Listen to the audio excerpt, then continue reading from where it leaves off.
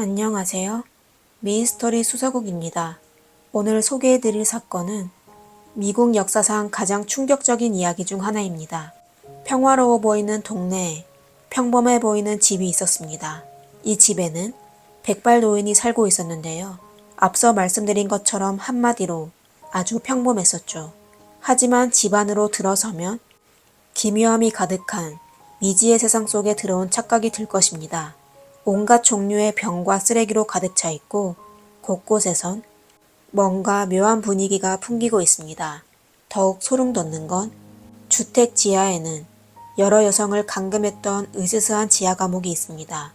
이 사악한 집에는 어떤 비밀이 숨겨져 있을까요? 우선 1988년으로 돌아가 사건의 시작을 같이 확인해 봅시다. 시러큐스는 미국 뉴욕 중심부에 있으며 뉴욕에서 5번째로 큰 도시입니다. 이곳은 겨울이 춥고 또 눈이 많이 내려 눈의 도시라고도 불립니다. 그리고 지난 200년 동안 중요한 철도 교통의 중심지였습니다. 현재는 81번 주간고속도로와 90번 주간고속도로가 교차하는 지점에 있어 교통이 매우 편리한 지역입니다. 이에 따라 시러큐스는 뉴욕 중부의 상업 및 문화 중심지가 되었습니다. 오늘 제가 소개해드릴 사건이 바로 이곳에서 일어났습니다. 존 자멜스케는 누더기 같은 옷을 입고 성격이 아주 인색하고 괴팍한 노인입니다. 그는 1935년 5월 9일에 시러큐스 동쪽의 드윗에서 태어났습니다. 그의 아버지는 시계공으로 오래된 시계를 많이 소장하고 있었습니다. 존은 어렸을 때부터 항상 혼자 있는 것을 좋아하여 학교에선 이상한 학생으로 소문났습니다. 그는 아주 조용하고 의사소통뿐만 아니라 스포츠도 좋아하지 않고 또 학업 성적이 나빴는데 특히 수학 성적이 아주 낮았습니다. 하지만 아버지의 격려로 그는 결국 대학에 진학하여 무사히 졸업장을 취득했습니다. 1959년 24살의 존은 현지 여교사와 결혼하여 세 자녀를 낳았습니다. 부양해야 할 가족이 있지만 존은 아버지의 저축에 의존하여 부담 없이 생활해왔으며 또 정식적인 직업을 찾을 생각도 하지 않았습니다. 그는 현지의 식료품점에서 일한 적도 있었고 또 한동안 목수일도 했었습니다. 아버지의 돈을 오랫동안 써와서 그런지 존은 돈을 잘 절약하는 습관이 있었고 꽤 인색한 편이었습니다. 물론 절약하는 건 좋은 습관이지만 너무 검소하여 인색하다고 할 정도였습니다. 그는 집에서 필요한 모든 물건을 전부 돈으로 구매하지 않았습니다. 물건이 낡아지거나 부서지게 되어도 대충 쓰도록 하였습니다. 그리고 그의 이런 절약 습관은 시간이 지날수록 점점 더 심해졌습니다. 나중에 그는 여기저기서 오래되어 버려진 물건과 병, 종이 상자 등을 줍기 시작했습니다. 그가 인색하게 행동하는 건 그가 가난해서가 아니었습니다. 사실 그의 가족은 현지에서 유명할 정도로 아주 부자였습니다. 존은 아버지가 열심히 일하여 어느 정도의 재산을 모았다는 걸 알게 되자 아주 진지하게 아버지에게 재산을 전부 주식에 투자하라고 하였습니다. 나이가 지긋하신 아버지는 아들의 제안을 동의하였습니다. 이후 뜻하지 않게 존이 무작위로 사들인 주식의 가격이 엄청나게 올라 존의 가족은 많은 돈을 벌게 되었습니다. 물론 나중에 가족의 모든 재산은 존이 물려받게 되었습니다. 존은 재산을 물려받은 후 캘리포니아와 네바다의 부동산에 투자하였습니다. 이렇게 부자가 된 존은 여전히 극도로 인색했습니다. 그는 낡은 옷을 입고 쓰레기와 병을 여기저기서 주웠었죠. 드윗에 있는 그의 집은 온갖 종류의 쓰레기와 잡동사니로 가득 차 쓰레기장을 방불케 했습니다. 존은 주택 주변에 나무 울타리를 지었는데요. 울타리 안에도 다양한 폐기물로 가득했습니다. 그의 허름한 집은 주변 집들과 비교가 됐었죠. 근처의 이웃들은 존을 정직하지만 또 인색한 노인이라고 표현하였습니다. 그 누구도 순진한 외모 뒤에 악독한 마음이 숨겨져 있을 거라고는 상상하지 못했습니다.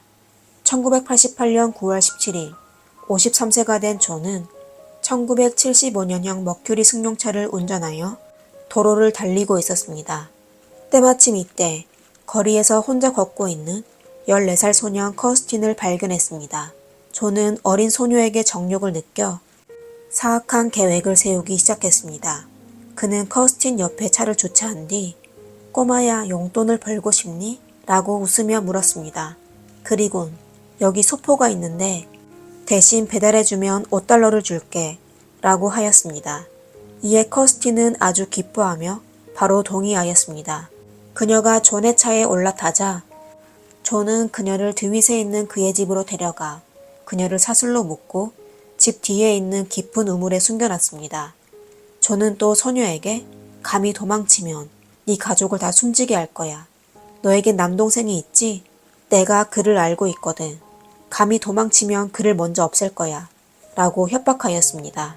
어린 커스티는 처음으로 이런 장면을 겪게 되어 너무 놀라 아무 반응도 할 수 없었습니다. 그녀는 감히 도망칠 수도 없었고 도망칠 기회도 없었습니다. 존은 다음 날부터 소녀에게 나쁜 짓을 하기 시작했습니다. 그 당시 그의 아내가 중병의 침대에만 있게 되어 그는 커스틴을 자신의 욕망을 해소하는 도구로 이용했습니다. 한편 커스틴의 가족은 딸이 오랫동안 나타나지 않아 경찰에 실종 신고를 하였습니다. 그 당시 거리에는 CCTV가 설치되어 있지 않아 경찰은 아무 단서가 없어 소녀의 실종 사건은 점차 미스터리로 남게 되었습니다.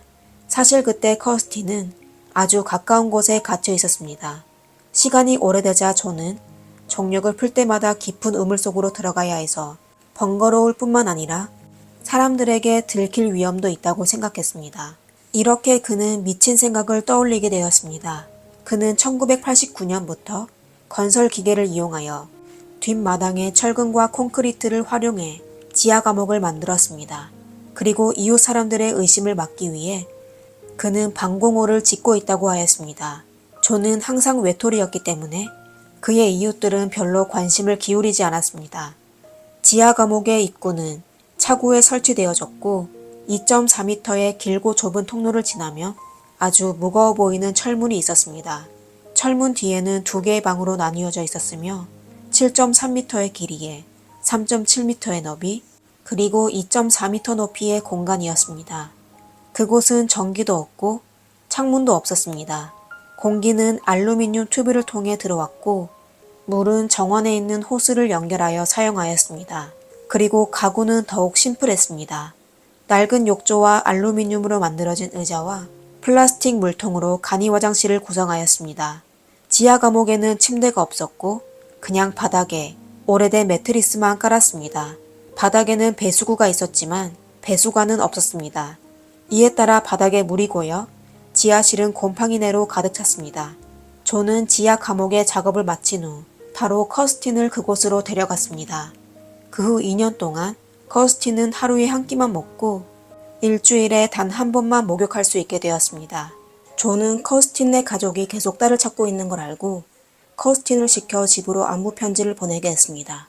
심지어 이후 존은 커스틴의 모습이 담긴 비디오를 찍어 그녀의 집으로 보내어 커스틴의 가족이 딸을 찾는 걸 포기하게끔 하려고 했지만 커스틴의 부모는 비디오 영상을 보고 바로 이상함을 감지했습니다.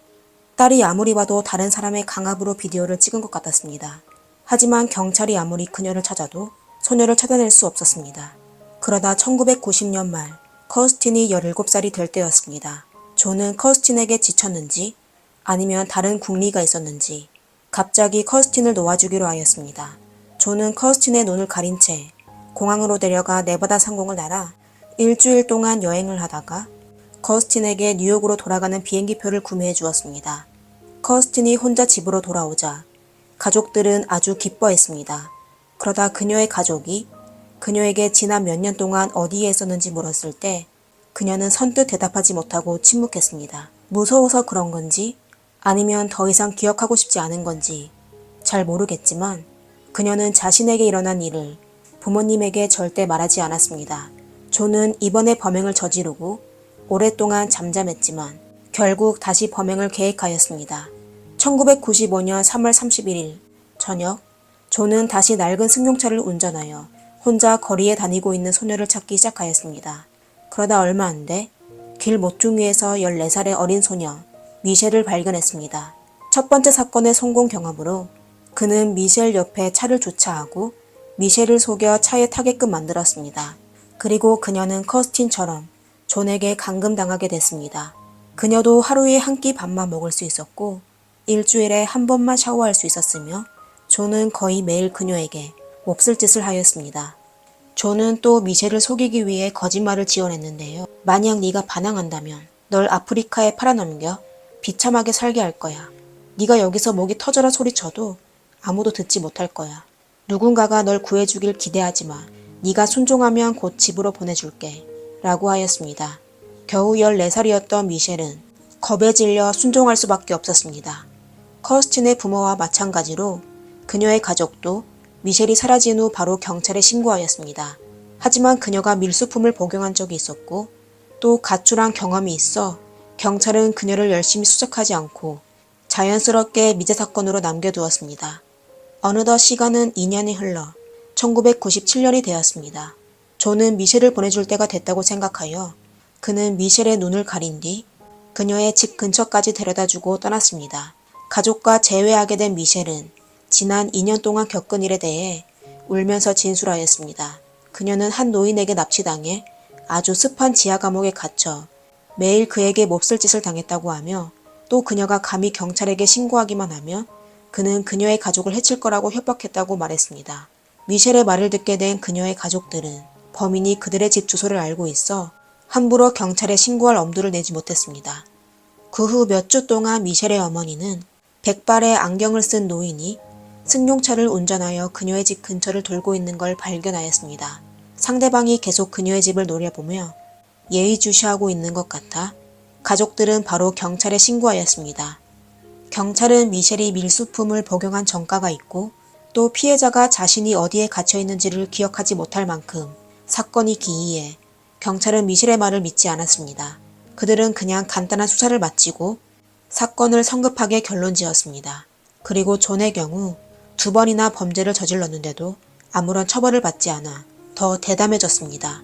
그는 혼자 밤길을 걷고 있는 여자, 특히 방황 중인 것 같은 여자를 목표로 하면 성공률도 매우 높고 또 안전하다고 결론을 내렸습니다. 1997년 8월 30일 존은 다시 자신의 낡은 차를 운전하여 거리를 돌고 있었습니다.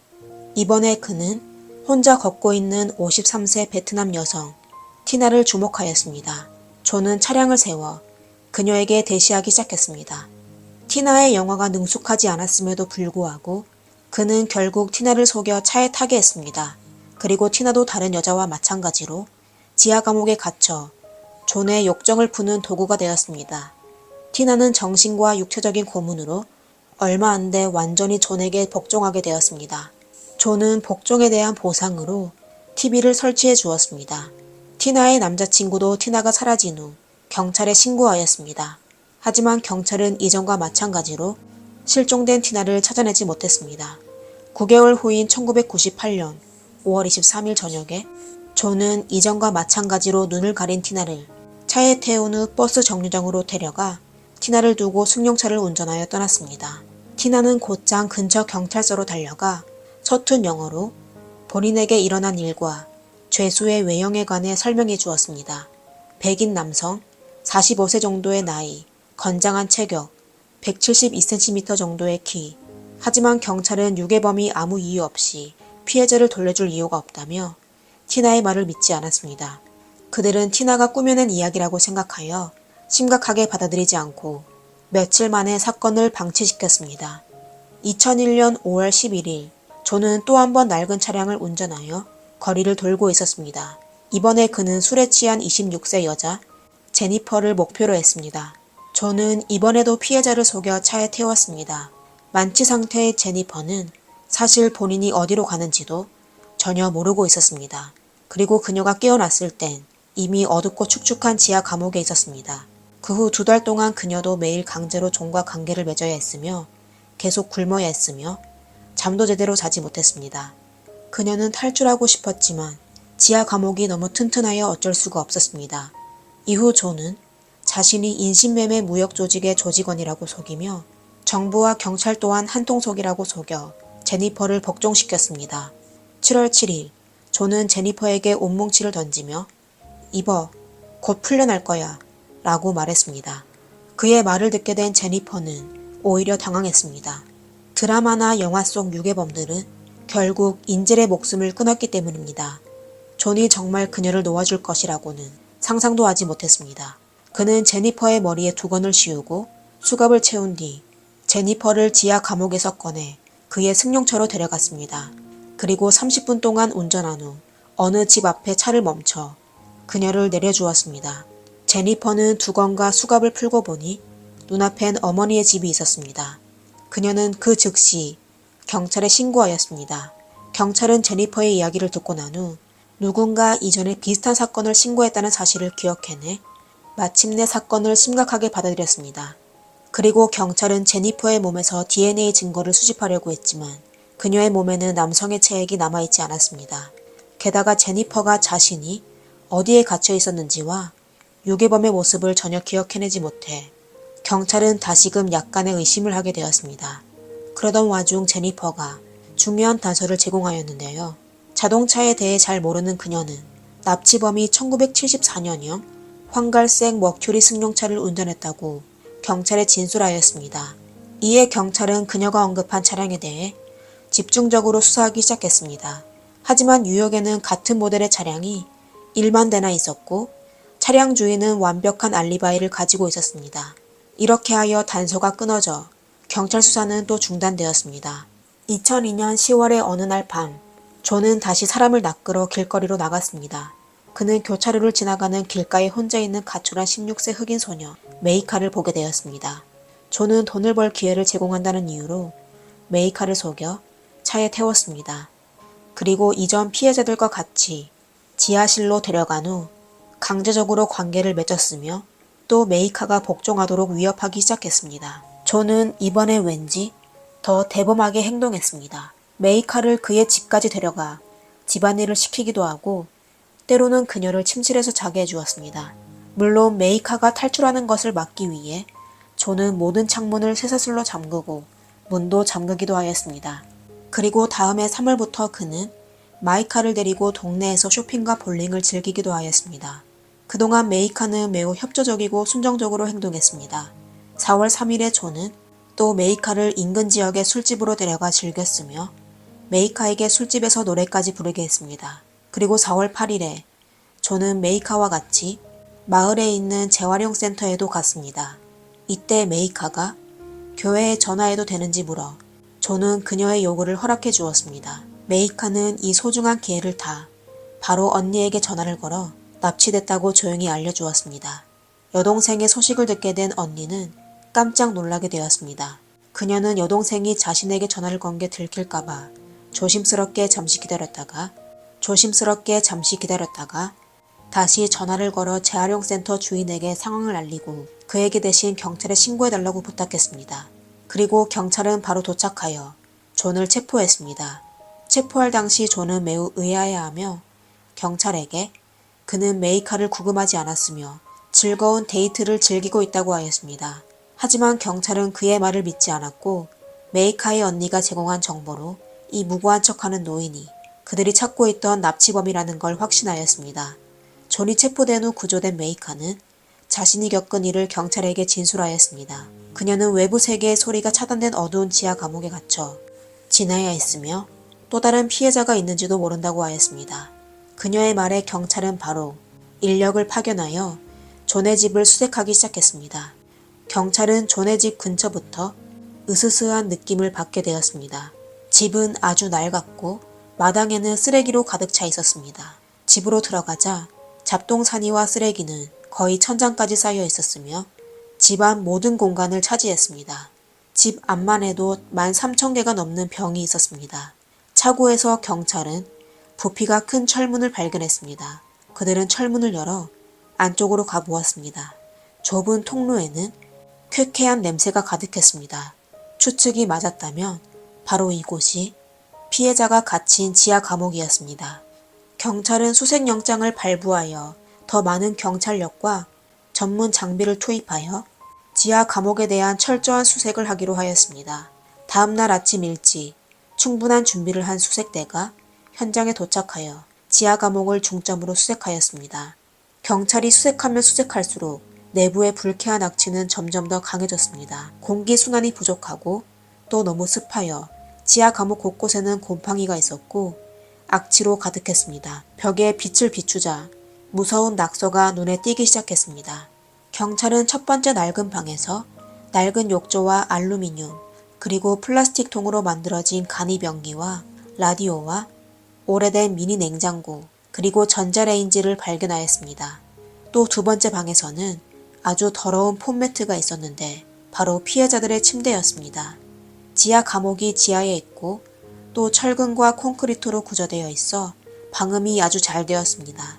그곳에서 무슨 일이 일어났더라도 밖에서는 아무런 소리가 들리지 않았습니다. 그 당시 수색을 하던 경찰은 그곳은 불빛이 전혀 없으며 습하고 어둡고 또 아주 으스스했다고 하였습니다.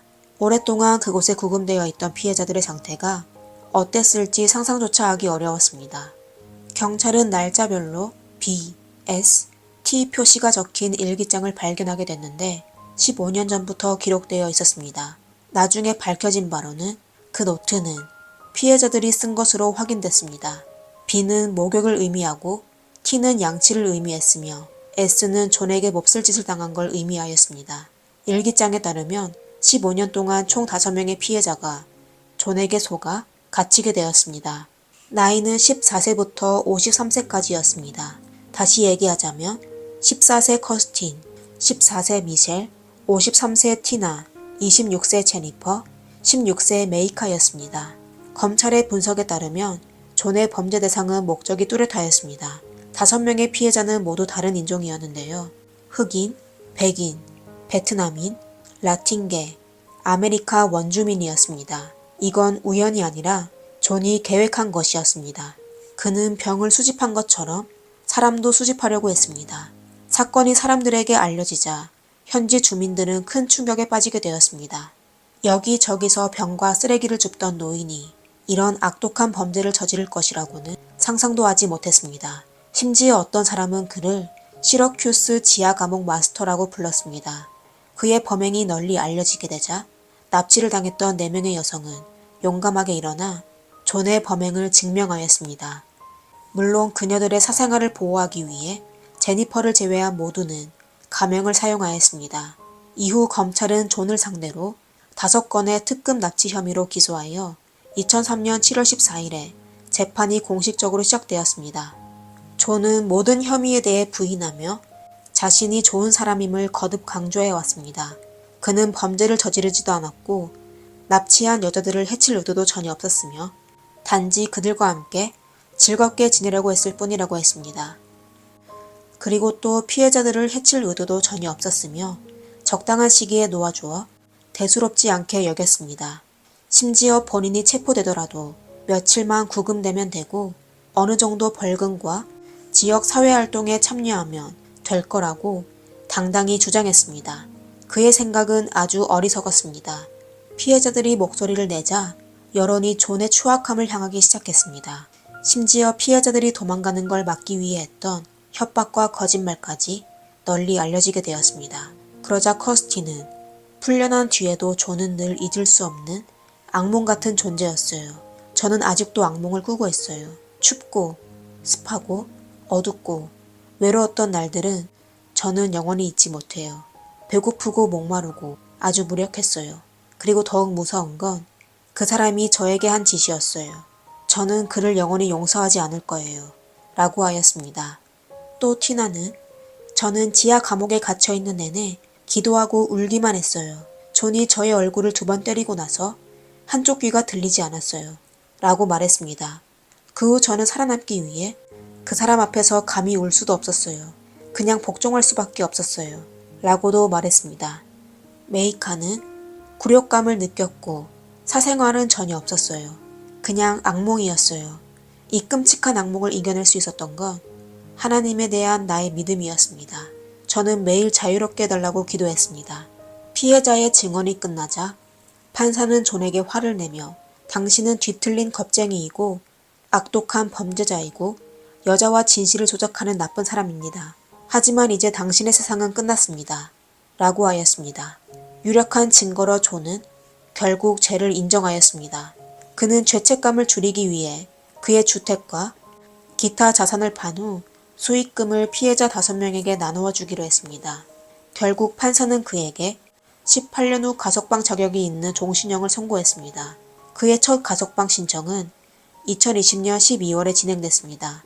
가석방위원회는 존이 85세임에도 불구하고 여전히 지역사회의 여성과 어린이들에게 위협을 가하고 있다고 판단하여 가석방 신청을 기각했습니다.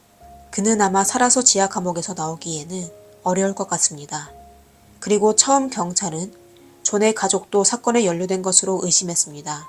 지하 감옥의 존재는 가족 모두가 알고 있었으니 말입니다. 하지만 조사한 결과 그의 가족들은 전혀 모르고 있었습니다.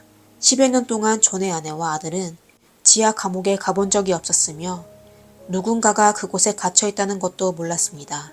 존의 아들 브라이언은 아빠는 늘 좀 이상하고 별난 분이었어요. 아빠가 하고 싶은 걸 다 해왔고 저희는 그에 대해 거의 신경 쓰지 않았습니다. 존의 범행 동기에 대해 경찰은 그가 욕망을 채우기 위해서였다고 추측했습니다.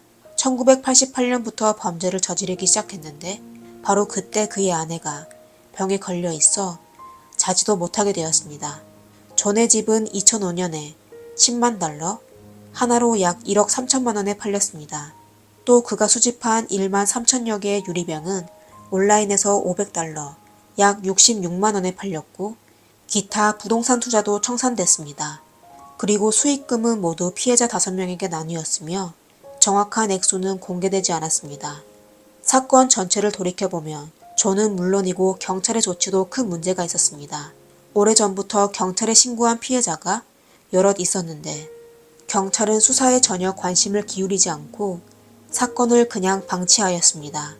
나중에 제니퍼의 신고를 조사하기는 했지만 존은 제니퍼를 놓아주기 며칠 전부터 일부러 제니퍼와 관계를 갖지 않아 경찰이 존의 DNA를 확보하지 못했습니다. 또 제니퍼가 1975년식 머큐리 자동차를 1974년식으로 잘못 이야기하여 차량 색상이 모두 황갈색이었음에도 불구하고 경찰은 또다시 그녀의 증언을 의심했습니다.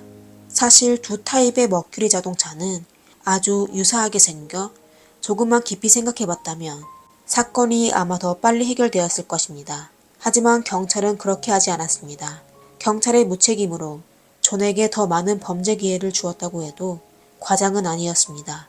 오늘의 사건은 여기까지입니다. 영상을 재미있게 보셨으면 좋아요와 구독 부탁드립니다. 감사합니다. 미스터리 수사국입니다. 다음 영상에서 뵙겠습니다. 안녕하세요. 미스터리 수사국입니다. 오늘은 모델 출신 어머니와 관련된 사건을 이야기해드리겠습니다. 다른 어머니들과 달리 오늘의 주인공은 자식이 최우선이 아닌 자신의 사업과 취미생활을 1순위로 생각했습니다. 그리고 두 아이가 자신의 커리어에 짐이 된다고 생각될 때 끔찍한 일이 발생했습니다. 오늘의 이야기는 영국 럭비라는 곳에서 일어났습니다. 럭비는 인구가 약 8만 명 정도 되는 영국 중부의 한 작은 마을입니다. 이야기의 주인공인 루이스 포터는 1996년에 이곳에서 태어났으며 2명의 형제자매가 있었습니다. 그리고 그녀는 어렸을 때부터 어머니 샤론과 사이가 좋지 않았습니다. 루이스가 11살이 되었을 때 부모님이 이혼을 하여 어머니는 집을 떠났고 그로부터 아이들 셋은 아버지와 함께 살게 되었습니다. 어머니와의 이별은 루이스에게 아주 큰 영향을 끼쳤습니다. 그녀는 어머니를 미워했고 어머니와의 모든 연락을 완전히 끊었습니다. 홀아버지 밑에서 자란 루이스의 가정 환경은 몹시 불우했습니다. 그녀는 10대 때부터 돈에 대한 탐욕을 드러냈습니다. 그녀의 할머니는 루이스가 놀러 나갈 때마다 집에 있는 귀중품들이 이상하게 없어진다는 걸 발견하였습니다. 하지만 할머니가 루이스에게 어떻게 된 것이냐고 물었을 때 루이스는 도리어 화를 내며 한 번만 더 의심하면 연을 끊을 거라고 협박하였습니다. 돈을 훔치는 나쁜 버릇 외에 루이스의 가족은 루이스가 거의 대부분의 주변 남자아이들과 사랑을 나누었다는 사실도 알게 되었습니다. 특히 돈이 많고 그녀에게 선물을 사주는 남자아이들은 더욱 그랬습니다. 그녀의 가족은 루이스의 행동에 대해 걱정이 아주 많았습니다. 하지만 루이스는 다른 사람들의 조언을 전혀 듣지 않았고 가족과의 관계도 겨우 유지했습니다. 그녀는 할머니가 중병에 걸렸을 때도 단 한 번도 할머니 병문안에 가지 않았고 심지어 할머니 장례식장에도 참석하지 않았습니다. 루이스의 가족은 그녀의 행동에 큰 실망을 했고 언니 외의 모든 가족이 루이스와 연락을 끊게 되었습니다. 2014년 10월 겨울 18살이었던 루이스는 첫째 아이 렉시 드레이퍼를 낳았습니다. 그리고 2년 후인 2016년 9월에 그녀는 둘째 아이 스칼렛 본을 낳았습니다. 두 자녀의 아버지는 모두 크리스 드레이퍼이란 남자였지만 루이스는 그와의 관계가 나빠 복수하기 위하여 둘째 아이 스칼렛이 그의 아이가 아니라고 주장했습니다. 심지어 첫째만 그의 성씨인 드레이퍼로 짓고 둘째 아이의 성은 보건으로 바꿨습니다. 그리고 그녀는 크리스가 두 딸을 보는 걸 허락하지 않았습니다. 크리스는 루이스와 결혼하지 않고 그냥 연애하는 관계였지만 두 아이를 아주 사랑하였습니다. 그는 양육권과 방문권을 얻기 위하여 여러 차례 아동보호 전문기관에 신청했지만 전부 거절당했습니다. 그 후 루이스는 크리스를 피하고자 어린 아이들을 데리고 함께 럭비로 이사하였습니다. 하지만 루이스는 절대 좋은 엄마가 아니었습니다. 그녀는 두 아이를 낳은 후 자녀를 키우기 싫어 양육의 책임을 다른 사람에게 맡기기 시작하였습니다. 아이의 친부를 제외한 다른 모든 사람들에게 말입니다. 그녀는 우선 오랫동안 연락이 끊긴 어머니를 찾아갔었고 다음에는 언니 카렌을 찾았습니다. 그러다 그녀가 럭비로 이사한 후 집주인과 이웃들조차도 루이스의 무료 베이비시터가 되었습니다. 그녀는 온갖 핑계를 찾아 두 아이를 집주인이나 주변 이웃에게 맡기고 하루 종일 있다가 돌아가곤 하였습니다. 그리고 그녀는 일주일에 거의 3-4번을 다른 사람들에게 맡기곤 하였습니다. 이에 루이스의 전 남자친구인 크리스와 그녀의 어머니 샤론은 아동보호기관에 여러 번 연락하여 루이스가 아이들을 잘 돌보지 않는다고 했었고 또 두 아이의 양육권을 신청했었습니다. 하지만 아동보호기관에서 파견한 사회복지사는 두 아이가 단정한 옷차림에 또 활발하게 활동하는 모습을 보고 샤론과 크리스의 요청을 여러 번 거부하였습니다. 돌이켜보면 그들은 아주 큰 실수를 저지른 것이었습니다. 2017년 11월 21세가 된 루이스는 복지부에 지원을 신청한 뒤 럭비의 집을 나와 복지부에서 마련해준 호텔에 임시기간 동안 머물게 되었습니다. 그 호텔의 위치는 루이스의 언니 카렌의 집과 매우 가까웠는데요. 이에 따라 루이스는 두 아이를 종종 언니의 집에 맡기곤 했습니다. 그렇다면 미혼모 루이스는 과연 마땅한 벌이가 있었을까요? 정부 구제 외에 루이스는 스스로 매우 사랑했던 모델 일을 하고 있었습니다. 사실 그녀가 하는 일은 그냥 모델이라고 불렸을 뿐 패션 모델들처럼 런웨이 쇼와는 아무런 관련이 없었습니다. 그녀는 휴대폰으로 본인의 모습을 찍었는데요. 심지어 벌거벗은 사진도 찍어 다양한 웹사이트에 게시하여 다른 사람들이 비용을 지불하여 관람하게 했습니다. 그리고 상대방이 충분한 금액을 지불하기만 하면 그녀는 또 개인적인 특별 서비스를 제공하기도 하였습니다. 그러다 시간이 지나면서 루이스와 그녀의 언니 카렌 사이에 점차 심한 갈등이 생기게 되었습니다. 루이스는 작업 장소를 여러 번 집에 두었습니다. 다시 이야기하자면 그녀는 두 아이의 앞에서 다른 남자들과 관계를 맺었었습니다. 루이스의 행동에 카렌의 불만은 깊어졌습니다. 카렌이 동생에게 왜 그런 짓을 하냐고 묻자 루이스는 심지어 아이들 앞에서 하는 거 나쁜 거 알고 있어. 다음에는 아이들이 자고 나서 할게. 라며 농담까지 하였습니다. 2018년 1월 2일 새해 첫날의 다음날 루이스는 새로운 고객을 찾기 위해 데이트 웹사이트에서 여러 남성에게 채팅 메시지를 보냈습니다. 그리고 그날 오후 언니 카렌에게 문자를 보내 큰딸 렉시가 좀 이상하다며 111의 회신을 기다리고 있다고 하였습니다. 사실 루이스는 카렌의 문자를 보내기 전에 111에 전화하지 않았습니다. 그녀는 문자를 보내고 나서 11분 후에서야 111에 전화를 걸었습니다. 루이스는 전화통화 당시 3살짜리 렉시가 TV를 보다가 갑자기 간질 증상을 일으켰다고 교환원에게 말했습니다. 이에 구급차를 보내겠다고 말하자 루이스는 본인이 승용차를 운전하여 병원으로 가겠다며 거절하였습니다. 병원으로 가는 길에 루이스는 고객 중 한 명에게 문자를 보내며 성인 서비스의 가격에 대한 문의를 회신하기도 하였습니다. 병원에 도착하여 검사를 마쳤지만 렉시의 간질 원인을 찾지 못하여 할 수 없이 입원하게 되었습니다. 그러다 이튿날 1월 3일에 렉시의 상태가 많이 회복되어 병원에서 퇴원하였습니다. 하지만 단 하루 만에 어린 렉시는 또다시 아프게 되었습니다. Ambulance service. Is the patient breathing? No. They're not breathing? No. Okay. And who was it we're talking about? Lexi, she's 3. She's 3. Bear with Yeah. me. Okay. So she's unconscious and she's not breathing. So help has been arranged, okay? 몇 분 후 구급차가 현장으로 출동하여 호흡이 불안정한 렉시의 곁으로 가 구급대원의 응급처치로 렉시는 기적적으로 살아났습니다. 병원으로 이동하여 아이에게 정밀검사를 실시하려고 했습니다. 하지만 렉시는 병원에 도착했을 때 다시 간질 증세를 일으켰습니다. 검사 끝에 의사는 렉시가 호흡기 감염으로 간질 증세를 나타낸 것 같다고 하였습니다. 어린 소녀의 안전을 보장하기 위해 병원에서는 이번에 렉시를 강제로 입원시켰습니다. 병원에 있는 동안 루이스의 핸드폰 기록을 통해 그녀가 병원 화장실에서 자신의 사진을 여러 고객으로 보내 결국 병원 경비원과 연락하게 됐다는 사실을 알게 됐습니다. 두 사람은 며칠 만에 루이스의 유료 서비스에 대해 논의하며 서로에게 80건이 넘는 메시지를 보냈습니다. 그리고 렉시는 4일간의 관찰 끝에 다시 간질 증세를 일으키지 않아 의사는 아이가 회복됐다고 판단하여 퇴원시켰습니다. 1월 14일 루이스는 두 딸을 데리고 언니 카렌의 집으로 갔습니다. 추후 카렌은 렉시와 스칼렛이 그날 즐겁게 지냈으며 별로 이상한 점이 없었다고 하였습니다. CCTV 영상을 통하여 5시 59분에도 3살 렉시가 즐겁게 뛰어다니고 있는 걸 볼 수 있었습니다. 하지만 안타깝게도 그 장면이 렉시의 마지막 모습이었습니다. 7시간 후인 1월 15일 12시 50분에 루이스는 999에 다시 전화를 걸었습니다. 그녀는 딸 렉시가 숨을 쉬지 않는다고 하였습니다. 새벽 1시 2분쯤 구급차가 현장에 도착했습니다. 구급대원들은 3살 된 렉시가 숨을 쉬지 않고 온몸이 차가워진 걸 발견하였습니다. 아이는 분명 숨진 지 오래되었습니다.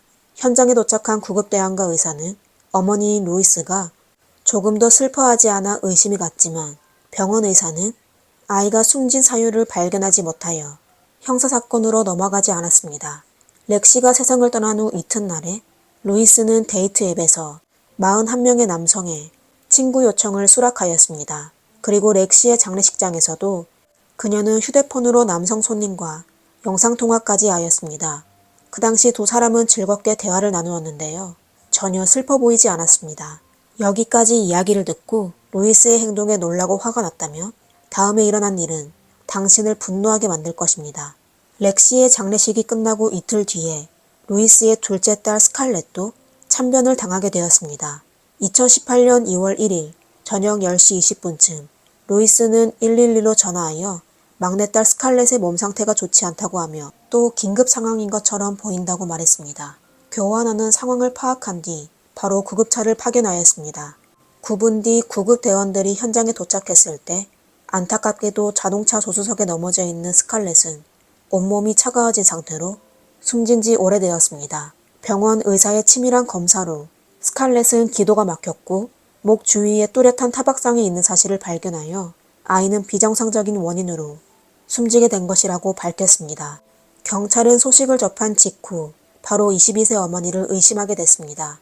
그리고 수색영장을 발부받은 후 그들은 루이스의 집을 수색하며 그녀의 휴대폰과 컴퓨터를 압수하였습니다. 그리고 호텔방의 베개에서 스칼렛의 붉은 체액을 발견하였습니다. 스칼렛이 사고를 당한 2월 1일 저녁 6시 55분쯤에 호텔 CCTV 영상을 통하여 루이스가 스칼렛을 품에 안고 호텔을 떠난 걸 알게 되었습니다. 그리고 저녁 7시 30분에서 9시 50분 사이에 루이스는 여러 남성 손님에게 문자를 보내 자기 딸이 몸이 좋지 않아 독감에 걸린 것 같다고 하였습니다. 그녀는 또 딸이 꼭 이겨내야 한다며 막내딸마저 떠나게 되면 본인은 혼자가 될 것이라고 말하였습니다. 그러다 9시 23분에 루이스는 패트릭이라는 고객에게 메시지를 보내 딸을 병원으로 데려가야 한다며 주유비로 30파운드, 하나로 약 5만 원을 빌려달라고 하며 나중에 돌려주겠다고 약속하였습니다. CCTV 영상에 따르면 루이스는 저녁 9시 50분부터 스칼렛을 데리고 주변 도시를 돌고 있었습니다. 10시쯤에 루이스는 승용차를 운전하여 주유소로 갔습니다. 주유를 마치고 비용을 지불한 후 루이스는 차량을 천천히 운전하여 주차장으로 들어갔습니다. 그리고 그곳에서 그녀는 긴급 전화번호인 999 대신 비긴급 전화 111번으로 전화를 걸어 딸을 데리고 병원으로 가고 있다가 딸의 상태를 확인하기 위해 차를 잠시 멈췄는데 딸이 숨을 쉬지 않는다고 말하였습니다. 경찰은 루이스에게 병원으로 가는 운전 경로가 왜 계속 맴도는 길인지 물어보았습니다. 그러자 루이스는 병원으로 가는 하나의 길만 알고 있다며 다른 길을 몰라서였다고 하였습니다. 경찰은 두 아이가 18일 간격으로 숨진 것을 고려하여 먼저 숨지게 된 렉시도 피해자가 아닐까 의심하게 되었습니다. 이에 따라 렉시에 대해서도 재조사가 시작되었습니다. 결국 법의학자는 렉시의 코 아래에서 아주 작은 쉽게 보이지 않는 타박상을 발견하였습니다. 그리고 정밀검사를 통하여 법의학자는 렉시의 숨진 이유도 역시 기도폐쇄로 인한 것으로 추정하여 비정상적으로 세상을 떠난 것이라고 추측하였습니다. 경찰은 루이스의 휴대전화 통화 기록을 조사하여 렉시가 숨지기 전날인 1월 14일 저녁 10시 30분쯤에 그녀는 고객 중 한 명에게 문자를 보내 큰딸 렉시가 오래 살 수 없을 것 같다고 하며 의사의 말로 렉시가 걸린 독감에 적당한 치료 방법이 없다고 말한 기록을 찾았습니다. 그리고 10시 33분에서 11시 15분까지 루이스는 인터넷에서 충격적인 검색어를 찾아보았습니다. 그녀가 검색을 마치고 1시간 후 응급센터로 전화를 걸어 렉시가 숨지게 됐다고 신고했습니다. 2018년 3월 20일 영국 경찰은 루이스를 체포하였습니다.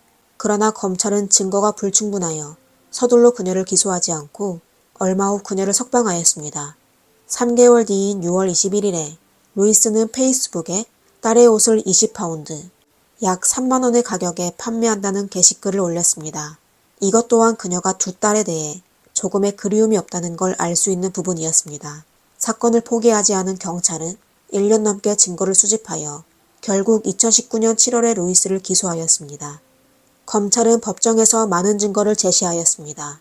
검찰은 배심원들에게 스칼렛이 세상을 떠나기 며칠 전에 루이스가 고객에게 문자를 보내 렉시가 숨졌는데 스칼렛도 그럴 수 있어 라고 말했다고 하였습니다. 그리고 여러 이웃과 목격자들은 17개월 된 아이는 아주 건강해 보였고 아무런 이상한 점이 없다고 진술하였습니다. 경찰은 루이스에게 메시지가 무슨 뜻이냐고 물었습니다. 하지만 루이스는 메시지를 보낸 기억이 없다고 답하였습니다. 다음으로 구급대원과 병원 의사, 그리고 간호사와 루이스 언니 카렌, 또 이웃 등이 모두 법정에서 두 아이를 잃은 루이즈가 전혀 슬퍼 보이지 않는다고 증언했습니다. 그리고 그녀는 핸드폰으로 주구장창 채팅만 하는 등 무관심한 태도를 내비추었습니다. 루이스는 고의 상해 혐의에 대해 무죄를 주장하였습니다. 그녀는 아이들을 매우 사랑한다며 범죄를 저지를 동기가 전혀 없다고 말했습니다. 슬픔을 드러내지 않는 것, 그녀가 감정 표현을 잘하지 못하여 늘 슬픔을 마음속에 간직하고 있었기 때문이라고 하였습니다. 그리고 그녀의 변호사도 루이스가 일종의 정신질환을 앓고 있어 자신의 감정을 보통 사람처럼 표현할 수 없다고 말했습니다.